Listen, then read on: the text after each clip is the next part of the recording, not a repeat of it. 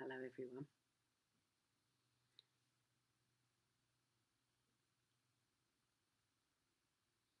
I've just been listening to the quiet here, and I was wondering about the quality of the quiet.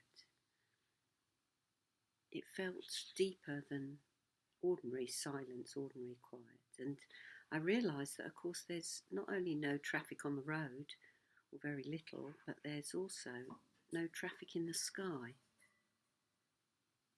And it sort of feels like nature is reclaiming the world without us interfering and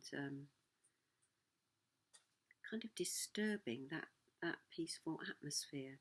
It feels quite lovely to me. Anyway, that's by the by.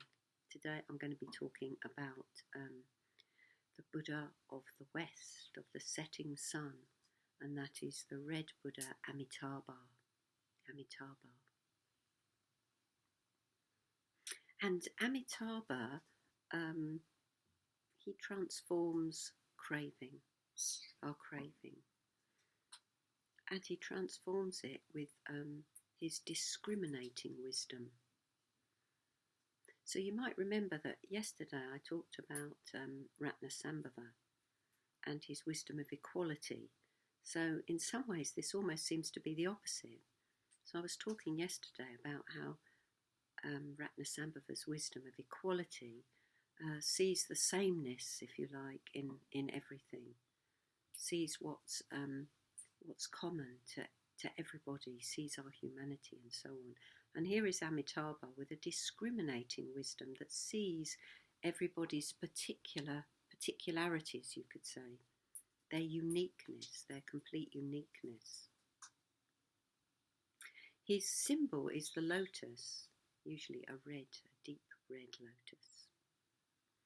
And you might remember that when the Buddha gained enlightenment, after the Buddha gained enlightenment, he, well, for a while he just didn't feel like he could possibly share his experience. You know, how can I share this profound experience with anybody?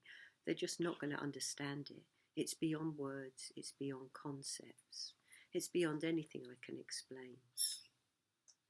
But then he had this image of lotuses.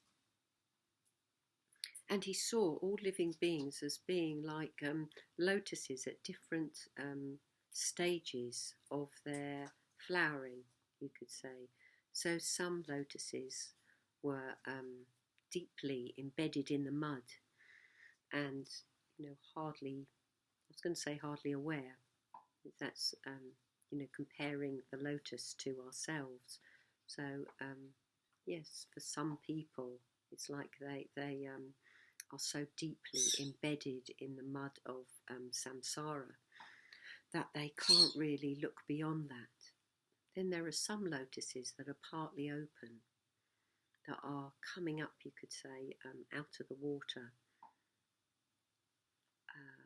and just starting to become more of the full lotus that they have the potential to be.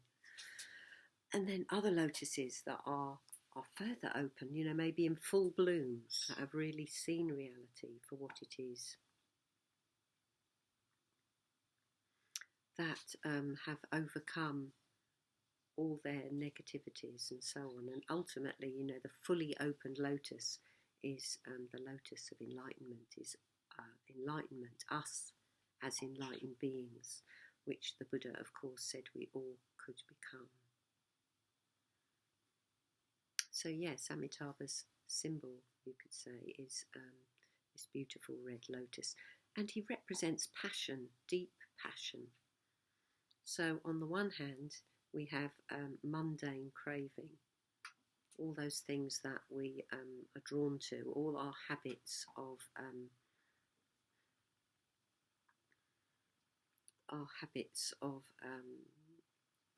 craving. So just to say something about craving, I think we imagine that if we feed our craving, you know, eventually we'll have everything we want. But of course, somewhere deep down, we know that that's not at all true. That once we fulfill one craving, another one turns up. So there's no end to craving. You cannot stem craving by feeding it. So you can only stem craving by stepping back from it. So as some of you know, at the moment I'm having a year no shopping. And what that means in my life is that the only things I buy are things that are absolutely essential. And that was to, in some ways, to wean me off things like Amazon and eBay.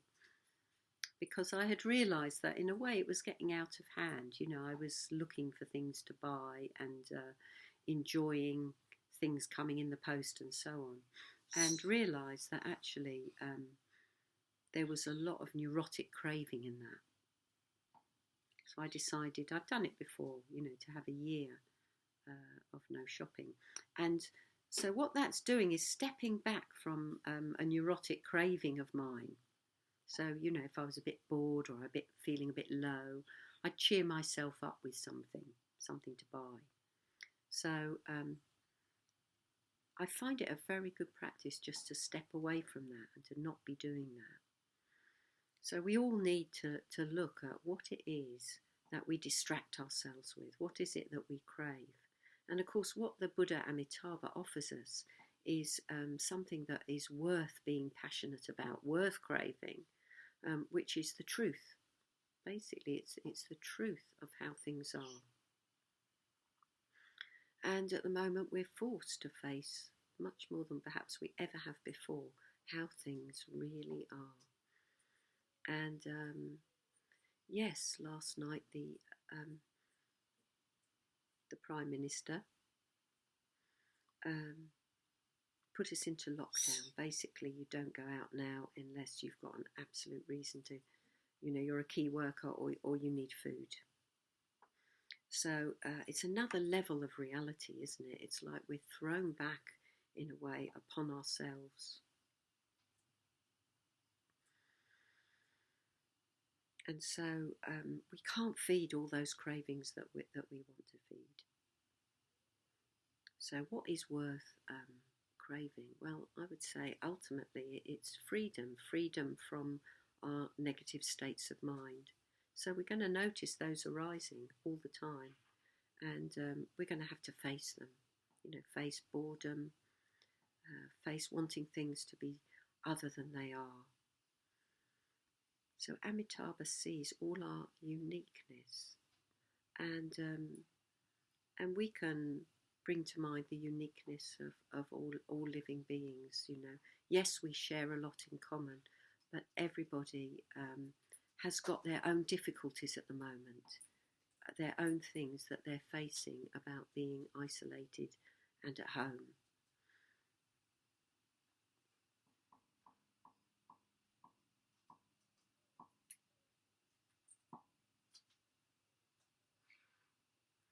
So yes, he sits in full meditation. Amitabha sits in full meditation, and that's a good reminder for us to use mindfulness, to use the metta bhavana, the practice of loving kindness, to help us through this time, to dwell deeply within ourselves in how things are, and also to look at the positive experiences that we're having as well. You know, like the fact that there aren't aeroplanes around, there's not a lot of traffic around, that everything is much slower, life is slower, so let's enjoy that as well. So just to say, if you can hear squeaking in the background, it's my little parrot, and he's waiting to have some freedom and come out. So I'll leave it there for today, and I'll see you tomorrow.